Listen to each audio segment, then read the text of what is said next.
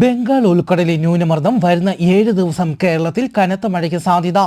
നാളെ ഇടുക്കി, എറണാകുളം, പാലക്കാട്, മലപ്പുറം ജില്ലകളിലും ശനിയാഴ്ച ഇടുക്കി, മലപ്പുറം ജില്ലകളിലും വരുന്ന ഞായറാഴ്ച തിരുവനന്തപുരം, മലപ്പുറം, കോഴിക്കോട്, വയനാട്, കണ്ണൂർ, കാസർഗോഡ് ജില്ലകളിലും കാലാവസ്ഥാ വകുപ്പ് യെല്ലോ അലർട്ട് പ്രഖ്യാപിച്ചു.